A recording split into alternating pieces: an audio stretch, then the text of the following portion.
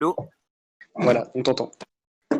Oui, alors par contre, l'ennui, c'est que c'est une question qui n'a pas forcément vraiment à voir directement avec ce que vous avez exposé. Donc, vous avez Ouais. beaucoup parlé dans votre présentation de souveraineté économique avec la politique des banques, le monde de la finance, etc. Et Mhm. alors, il me faudrait que vous me le confirmiez, mais il me semble que votre parti semblait défendre une sortie de l'Union européenne. Mhm. Mhm. Et donc, du coup, je voulais simplement. Alors, bon, personnellement, je suis de cet avis également, mais c'est porte évidemment à discussion. Mais du coup, ma question était simplement pourquoi, selon vous, faut-il aujourd'hui défendre la souveraineté et là, plus que la souveraineté économique, la souveraineté politique de la France? En quoi est-elle mise en danger par l'Union européenne, selon vous? Voilà. Alors, pour répondre d'abord indirectement, puis directement, je dirais que nous, notre priorité, comme je l'ai dit, c'est plutôt de mettre fin au monde qui a été créé après 1971 et qui est un monde qui est contrôlé par la City de Londres et Wall Street, qui sont les deux grandes places financières du monde. Et je dirais que l'Union européenne, aujourd'hui, n'est que le relais de ce système. C'est comme si vous avez Euh, c'est comme les poupées russes, vous voyez, vous avez la grande poupée, puis à l'intérieur, vous avez la plus petite. Donc, vous avez la City, qui est la grande poupée, Wall Street, qui est la poupée un peu plus petite aux États-Unis, et vous avez encore une plus petite poupée qui s'appelle l'Union européenne. Donc, si on veut régler le problème, on va pas le régler au niveau de l'Union européenne. Donc, ça, c'est notre position en tant que parti. Évidemment, on est pour la sortie de l'Union européenne, pour le retour à la souveraineté monétaire, c'était vrai. Mais aujourd'hui, on pense que c'est pas grâce à ça, c'est pas en sortant de l'Union européenne qu'on va régler le problème. On va régler le problème en changeant le système monétaire et financier international. Ok. Et ce qui s'est passé, pour ceux qui suivent un peu l'actualité économique, c'est que à partir de 2008, quand la fameuse crise de 2008 est arrivée, que tout le monde s'est rendu compte, parce qu'en Europe, on a une tendance à être un petit peu européano-centré, on va dire. Hein. Euh, qui se passe en Chine, en Russie, au Pakistan ou en Afrique du Sud, bon, on s'en fout un peu. Mais par contre, nous, on a la chance de travailler avec beaucoup de gens à l'échelle internationale. Le reste du monde a bien compris à partir de 2008 que le système financier occidental était mort, dead, walking dead. Donc, du coup, voilà, il y a eu une réorganisation depuis.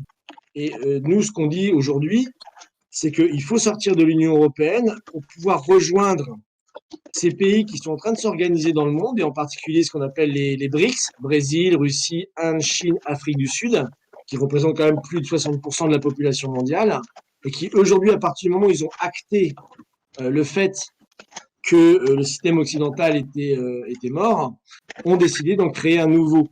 Et aujourd'hui, je pense que la France aurait toute sa part à participer à l'échelle internationale à ce nouveau paradigme, comme on le dit, qui a été initié par ces pays-là. Donc nous, c'est plutôt comme ça qu'on le voit. C'est pas parce que je sais qu'il y a certains partis qui font leur beurre, on va dire, enfin leur comment, pas leur beurre, mais bon leur propagande ou leur Leur fonds de doctrine, commerce. voilà, leur fonds de oui, ou fonds de commerce, si on va être un peu plus commercial, sur la sortie de l'UE, quoi, explicite.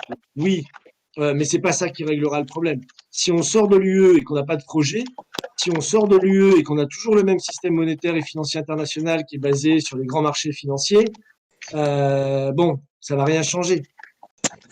Donc ça, c'est une de nos positions. Mais après, oui, il faut sortir de l'Union européenne parce qu'aujourd'hui, c'est devenu un machin, comme disait De Gaulle, qui avait très très bien vu ce qui allait se passer. C'est devenu une sorte de superstructure technocratique. Cheminade, qui connaît très bien, vous le direz lui-même, hein, quand il est arrivé à Bruxelles, il y avait quelques centaines de lobbies, maintenant il y en a plus de 35 000. Hein. Donc c'est le paradis des lobbies et des soumis au niveau des députés européens, avec une marge de manœuvre très faible finalement, pour changer la vie des gens, pour régler les problèmes des gens. On le voit. Aujourd'hui, des pays asiatiques s'en sont mieux sortis que nous pour avoir des masques, avoir des tests, faire face à la pandémie, que aujourd'hui nos pays qui sont soi-disant les plus développés du monde. Donc on voit bien qu'il y a des paradoxes qui commencent à émerger. Donc voilà pour répondre en deux mots. Quoi. Mmh. D'accord. Bah, en tout cas, j'aime beaucoup ce résumé de l'Union européenne. J'adhère totalement. La question suivante nous vient de Louise Croft. Est-ce que tu peux parler, Louise? Ah oui, il faut que tu te déconnectes et que tu te reconnectes, Louise, au salon vocal pour que la mise à jour se fasse avec le rôle. D'accord. Ah, là c'est bon, on t'entend. Oui, allô? C'est bon. Oui, on t'entend. On Du t'écoute, Louise. coup, c'est bon, je peux la poser? Vas-y, vas-y. Là, on vous entend, là, ouais. Merci beaucoup. Alors, j'aimerais savoir pourquoi vous engagé en politique? Moi, personnellement, vous voulez dire? Oui, et même Monsieur Cheminade. Bah, Cheminade, c'est très simple. Il l'a raconté d'ailleurs dans la campagne présidentielle, hein. Donc, il était à l'époque en charge des affaires commerciales de la France aux États-Unis. Et donc, il lisait la presse. Et un matin, il y avait une, je crois que c'était dans le New York Times, je crois, là, qui disait, voilà, le monde fini commence, c'est la fin de l'histoire. On est trop sur Terre, il va falloir jeter les gens par-dessus bord, halte à la croissance, et tout un mouvement qui se développait à l'époque aux États-Unis, qu'on appelait les environnementalistes, hein, voilà, et qui disait de toute façon on vit dans un monde de ressources limitées, c'est-à-dire qui reprenait la thèse de Malthus, hein. On vit dans un monde de ressources limitées avec une population qui va croissante, donc exponentielle. Donc malheureusement, à un moment donné, on sera trop, il faudra jeter les gens par-dessus bord. Donc comment on fait? On fait en sorte que certains pays ne se développent pas. Et toute la doctrine américaine qui a été développée par la suite, hein, par le FMI, la Banque mondiale, hein, ces institutions-là, était justement de faire en sorte que les pays ne se développent pas. Et à l'époque, justement, Monsieur Cheminade avait rencontré Lyndon LaRouche, qui était un économiste américain, qui était justement en opposition avec cette conception-là, qui disait, ben non, le monde n'est pas un monde de ressources limitées. Ce qui était une ressource, ce qui est une ressource aujourd'hui n'était pas forcément avant. Avant que on sache utiliser le pétrole, ben on savait pas ce que c'était, hein, etc., etc. Donc c'est la capacité de l'homme à faire des découvertes qui permet d'avoir une population, une densité démographique particulière. Et donc, c'est vrai que ça, c'est quelque chose qui l'a beaucoup influencé.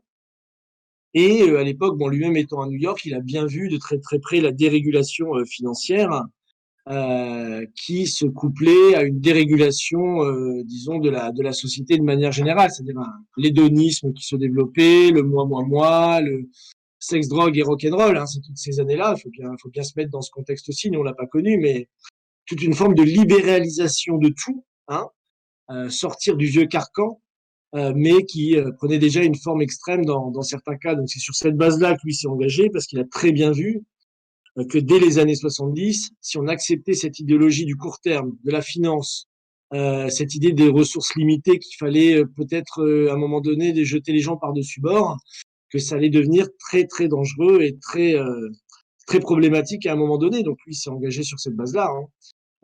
Après, je vais pas répondre à sa place, mais c'est une histoire qu'il raconte de temps en temps, donc je peux la citer.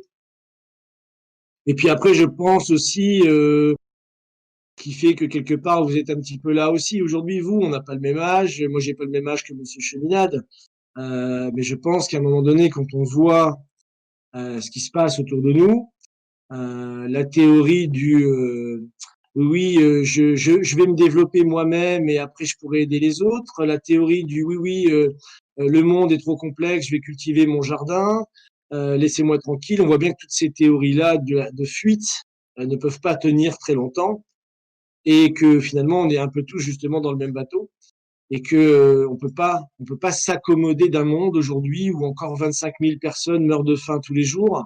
On peut pas s'accommoder d'un monde où les droits de l'homme, les tortures, les privations de liberté, les souffrances, les maladies inutiles continuent à perdurer.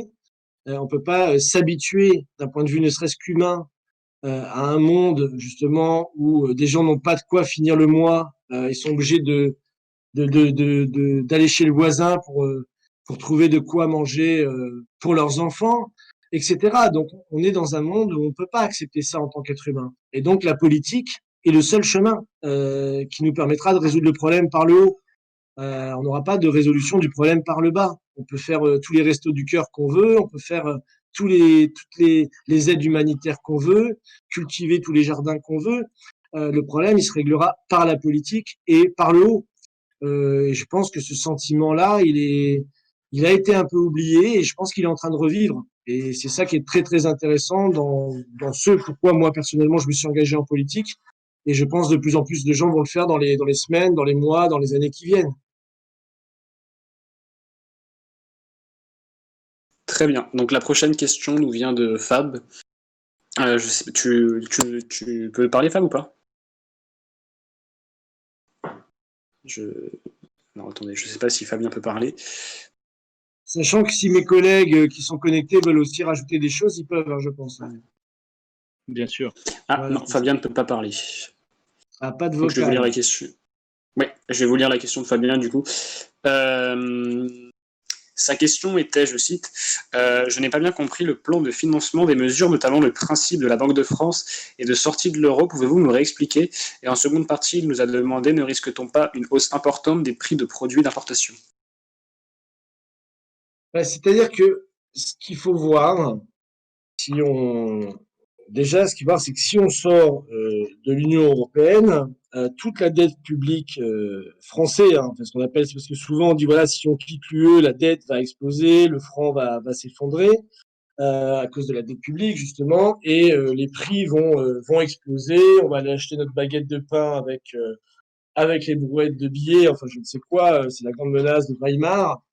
Et donc il y a tout un chantage comme ça, mais ce que peu de gens savent, bon c'est un peu technique, hein, mais c'est que la dette publique française donc est libellée en lex monetae, donc c'est un terme un peu barbare, hein, c'est un terme juridique, hein, qui veut dire que la dette publique en fait elle est émise en droit français, et donc le 97% de notre dette aujourd'hui, elle doit être remboursée dans le cours légal de notre monnaie. C'est-à-dire, en gros, si on revient au franc, même s'il est dévalué par rapport à l'euro qui resterait, la dette serait également dévaluée parce que la dette est en lex monetae, c'est-à-dire au cours de la monnaie ayant cours légal sur le territoire national. Donc ça, c'est un petit peu technique. Voilà. Et puis surtout, la question, c'est est-ce qu'elle est légitime, cette dette? C'est ça la vraie question. Est-ce que, attendez, parce que j'ai mon chat qui craque. Voilà. Est-ce que cette dette est légitime? Et c'est une des choses que j'ai dit au début dans le propos du début.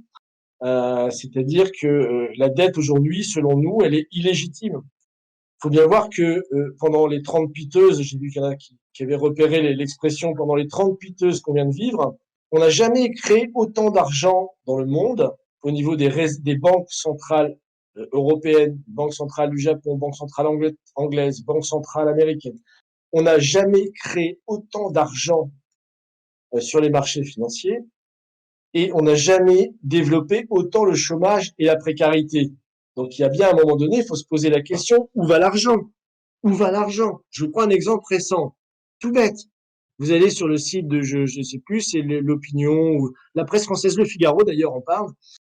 Les États-Unis d'Amérique, cette année, ont créé 2200 milliards par rapport à la crise du Covid. Ils ont créé, voilà, de manière publique, ils ont créé via la Fed 2200 milliards, premier plan de relance, puis 500 milliards, deuxième plan de relance.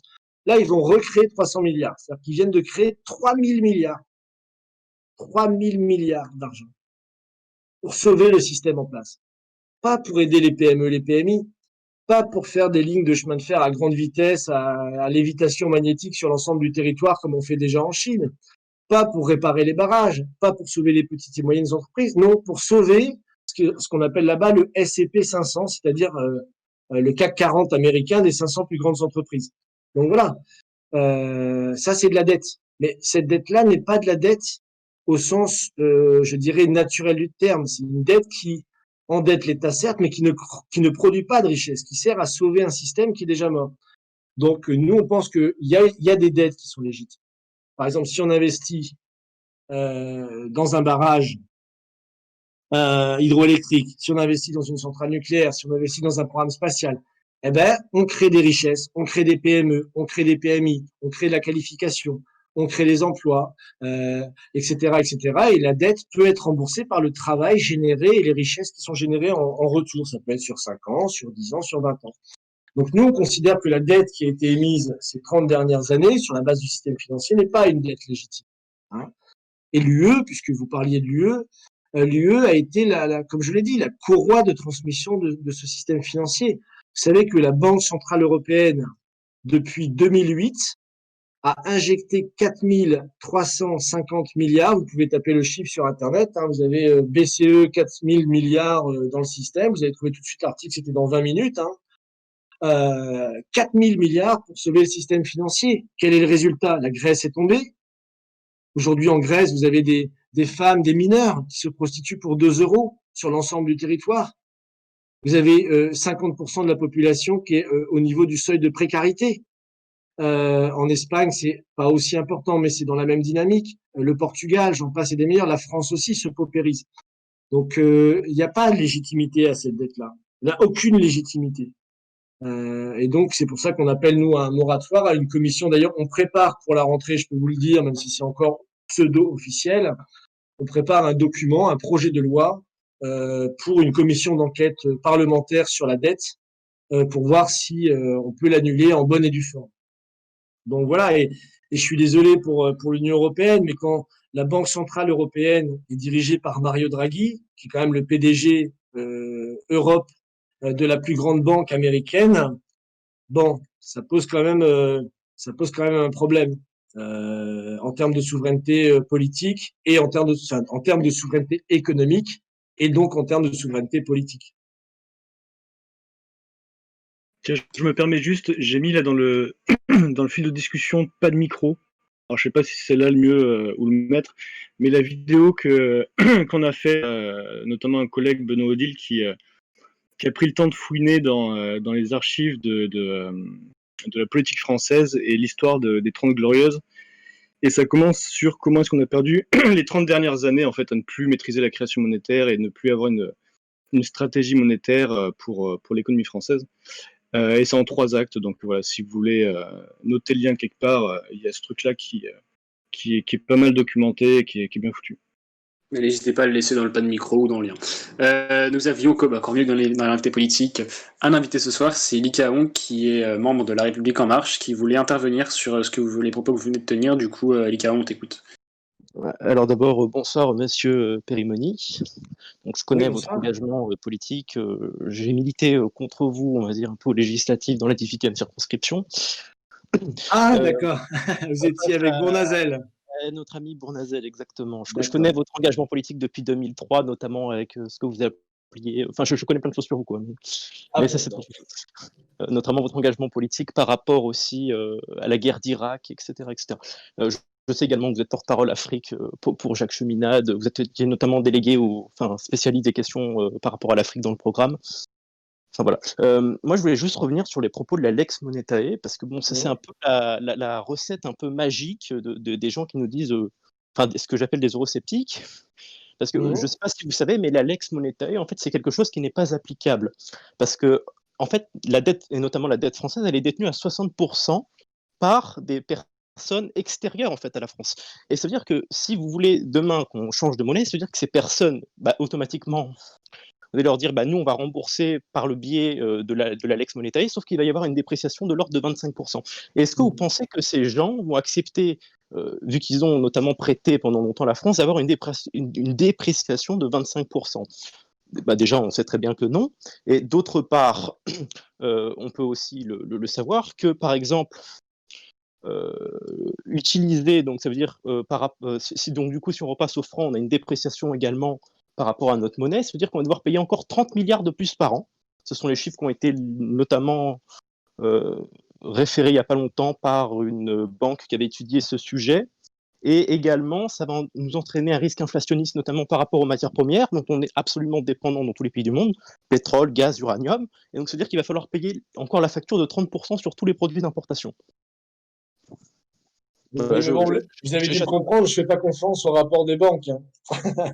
Oui, sauf que là, la Lex Monetae, c'est quelque chose, on va dire, qu'on peut pas tricher avec. C'est-à-dire que moi, je suis impatient de voir comment on va négocier avec des gens qui détiennent de la dette à l'extérieur du territoire français, donc 60% de la dette. Comment on va leur expliquer, bah écoutez, les gars, on va s'asseoir autour d'une table. On va pas vous rembourser, d'accord, mais c'est pas grave. C'est-à-dire que la France va rentrer en défaut de paiement et en gros, on ne pourra plus rien financer. En fait, on sera en défaut de paiement, puis c'est anticonstitutionnel. Donc, on se prendra de lourdes amendes et eux, ils voudront juste récupérer leur argent, en fait. Donc après, je ne sais Oui, pas si non, vous avez un plan précis, parce que la Lex Monetae, ce n'est pas applicable. Hein. bah, si, c'est applicable par rapport au fait que notre dette sera rééchelonnée par rapport au cours de la devise nationale. C'est ça que j'ai dit hein, sur le principe de la Lex Oui, Monetae. Ça ne veut pas dire qu'on annule la dette par rapport à ceux qui la détiennent. Hein. oui, mais Ça ça veut veut dire dire. qu'elle est rééchelonnée, ce qu'on appelle un haircut en anglais. Hein, c'est-à-dire qu'elle est rééchelonnée. Et en effet, il y a des gens qui vont perdre énormément d'argent. Oui, mais. Énormément d'argent. Et ces banques-là, on ne va pas les plaindre. Non, mais d'accord, je suis entièrement d'accord avec vous, mais est-ce que vous croyez, parce que normalement, vous savez qu'il va falloir négocier un moment avec des gens, d'accord, pour leur dire que, du coup, ils vont avoir une baisse par rapport à ce qu'ils détenaient de la France, donc par rapport à une baisse des taux d'intérêt. Est-ce que vous croyez que les gens vont dire oui, oui, on accepte complètement d'avoir. Non, Bah, ce sera un combat politique. D'ailleurs, c'est pour ça que dans la commission d'audit, peut-être Rémi pourrait en parler parce qu'il a travaillé un peu là-dessus, la commission d'audit pour la dette publique qu'on veut faire à la rentrée et qu'on va proposer aux députés, il est déjà un point crucial qu'il faut lever, c'est qui possède la dette. Parce que vous savez qu'aujourd'hui, on n'a pas connaissance de tous les créanciers qui possèdent la dette française et on a quand même un petit soupçon et pas des moindres, sur qui peut la posséder, c'est-à-dire ces grands fonds d'investissement internationaux qui se sont enrichis justement sur la destruction de l'économie réelle depuis 40 ans, qui n'ont pensé qu'en termes de profit, et autres grandes banques systémiques, comme on dit, c'est-à-dire les fameux too big to fail. Enfin, je veux dire, il faut arrêter de se moquer du monde. On a des banques qu'on appelle too big to fail. Elles sont trop grosses pour faire faillite. Or, ces banques-là, pourquoi elles sont trop grosses? Parce que depuis justement la fin de la loi de séparation bancaire, ces banques-là qui nous prônent le libre-échange, la liberté, chacun ses responsabilités, et le free ceci, free cela, elles sont garanties par l'État, par les dépôts des citoyens, par le travail des entreprises françaises. Le cas en France est quand même assez pathétique. Avant 1984, et j'explique ça peut-être pas pour vous, vous êtes au courant, mais pour ceux qui nous écoutent. Avant 1984, en France, on a BNP d'un côté, Paribas de l'autre. BNP, je dépose mon compte personnel, j'ai de l'argent, je gagne un salaire, je dépose mon compte à la BNP. Je suis une entreprise, un petit entrepreneur, moyen, gros, je dépose mon compte d'entreprise à la BNP. OK, la BNP gère mon argent, elle me fait aller, il me faut un crédit pour acheter ceci ou cela, bon, peu importe, elle gère ça, mais elle n'est pas du tout liée au marché financier. Et de l'autre côté, vous avez Paribas. Paribas qui est une banque d'affaires. Donc, nous, personnellement, on n'est pas antilibéral, on n'est pas contre les banques d'affaires. Très bien, on est pour la liberté d'entreprendre, y compris dans le modèle bancaire. Mais une banque d'affaires, voilà, si vous avez de l'argent, vous allez le déposer. J'ai 100 000 euros, je dis à la Paribas, voilà, j'ai 100 000 euros, je veux que tu me rapportes 150 000 euros dans 3 ans. Tu l'investis où tu veux, sur ceci, sur cela, sur cela, sur cela. Bon, je prends un risque personnel. Si la banque fait bien, je récupère mon argent. Si la banque fait mal, je le perds. Et si la banque fait strictement n'importe quoi, comme c'est arrivé à de nombreuses reprises, même la Société Générale a failli tomber en lambeaux il y a quelque temps. Je ne parle pas de Northern Rock aux États-Unis ou Lehman Brothers. Bon, il y a plein de cas. Donc, si la banque fait n'importe quoi, eh ben, comme n'importe quelle entreprise et comme n'importe quel gogo qui passe sa vie au casino et qui s'endette jusqu'à plus soif et qui à un moment donné peut plus rien payer, contre n'importe quel gogo ou n'importe quelle entreprise qui fait faillite, bah, une banque d'affaires doit pouvoir faire faillite. Si elle fait n'importe quoi, les gens ont pris des risques, elle fait faillite. Or, aujourd'hui, ce qui s'est passé en 2008, les banques d'affaires, enfin, ce qui s'est passé en 84 d'abord, c'était que François Mitterrand, la gauche française, a refusionné, a abrogé la loi de 1945 qui interdisait aux banques d'être fusionnées. Donc, M. Mitterrand a supprimé cette loi, l'a abrogée, la loi de 1945, et les banques ont pu refusionner. Donc, BNP, Paribas ont fusionné. Donc, les banques d'affaires se sont retrouvées du jour au lendemain avec tout le capital des entreprises, tout le capital des épargnants, qui est énorme en France, énorme. Et avec tout ce capital, elles ont eu le droit d'émettre encore plus de titres sur les marchés financiers. Donc, on est dans la plus grande escroquerie du XXe siècle. Vraiment, là, j'insiste sur ça. C'est une escroquerie contre les gens, contre l'économie, contre le travail. Donc, si vous voulez, à partir de là, BNP Paribas, qu'est-ce qu'elle a fait? Elle a investi dans les subprimes américains. Elle a perdu 400 milliards dans les subprimes américains. Bon, qui a payé? On a dû payer. Voilà. Donc ça, c'est pas de la dette légitime. C'est pas des dettes légitimes. Voilà. Si elle avait voulu investir dans les subprimes, elle avait qu'à se débrouiller dans son coin et pas engager les gens. Donc c'est pour ça qu'il fallait séparer les banques avant la crise de 2008. On n'aurait pas eu à injecter 4000 milliards dans le système financier qui n'ont servi à rien, si ce n'est à endetter encore plus les peuples et les pays. Donc on est dans un système de folie financière le plus de base. On spécule aujourd'hui sur ce que vous respirez, sur les pauvres agriculteurs qui font du cacao au fin fond de Côte d'Ivoire, etc. C'est un système de casino. On vit dans un tripot financier. Voilà. Donc, à un moment donné, il va falloir remettre de l'ordre de ça. Et je peux vous dire qu'en effet, il y a des gens qui vont perdre énormément d'argent.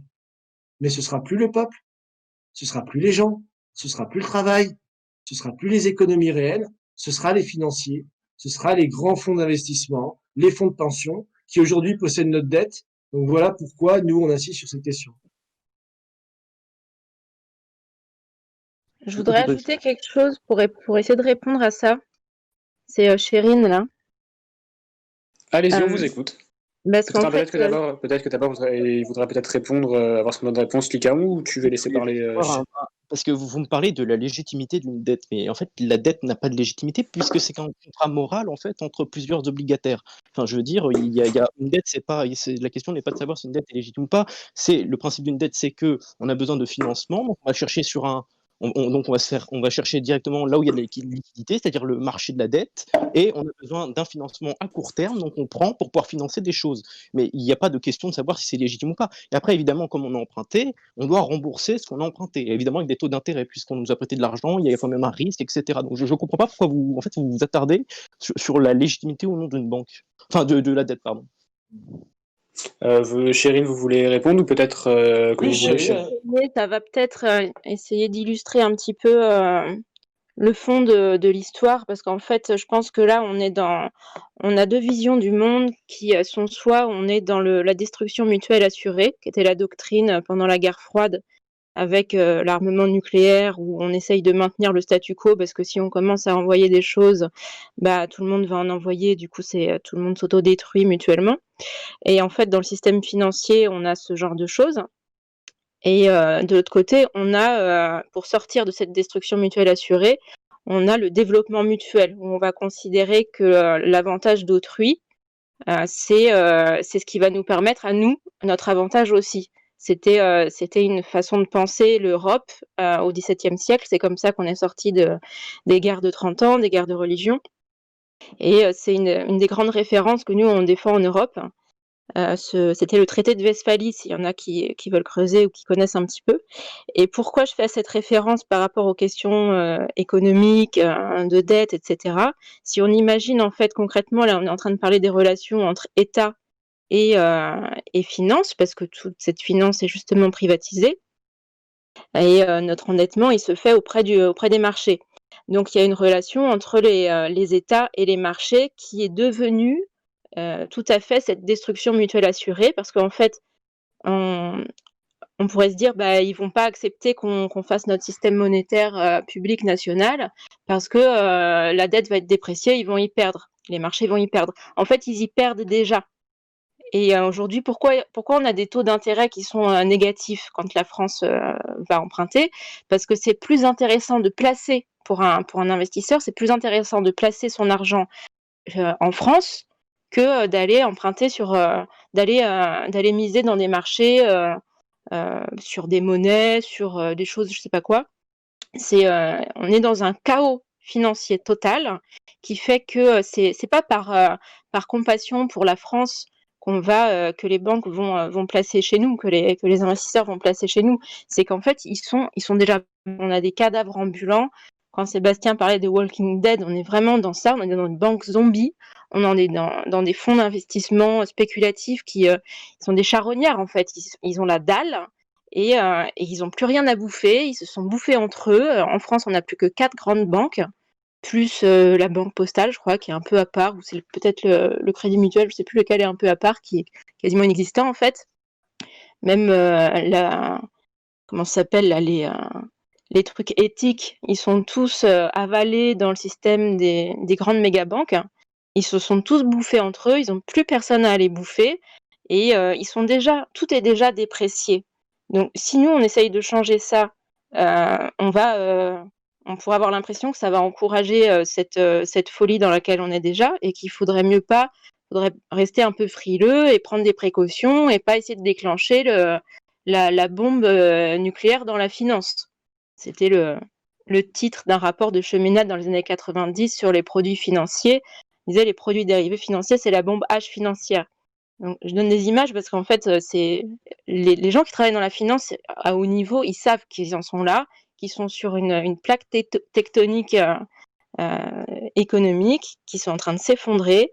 Donc, l'idée de dire on va changer le système monétaire, c'est aussi en faisant l'audit, en faisant tout ça, c'est en demandant un état des lieux concret.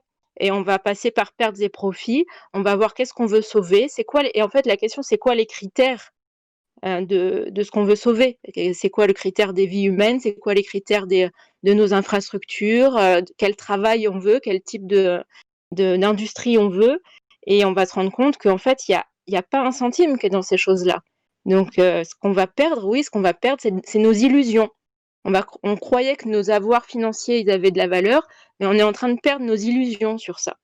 Et il faut remplacer ce système par un système de développement mutuel économique. Donc ça, c'est ce qu'on défend quand je parle de climat de guerre, où il y a la guerre froide nucléaire avec la destruction mutuelle assurée. Il faut des projets d'infrastructures internationaux pour assurer que tous les pays en fait travaillent ensemble sur des grands projets pour l'accès à l'eau, à l'électricité, à la santé, etc. Mais ce sera ça en fait comment dire, la plateforme, la vraie alternative à ce chaos financier, c'est d'avoir un développement mutuel d'une économie physique qui fait qu'on va retrouver de la valeur dans nos avoirs. Va falloir transiter la dette, annuler une partie et transiter une partie qui reste un peu légitime dans des investissements pour le futur. Et c'est cette question du futur qui va redonner de la valeur à ce qu'on a aujourd'hui.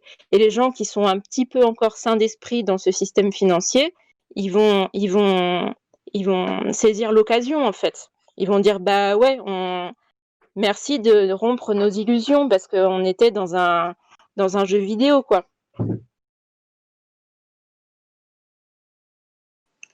Très bien. Est-ce que Lycaon, tu souhaites répondre ou on peut écouter une question de Léo Victor?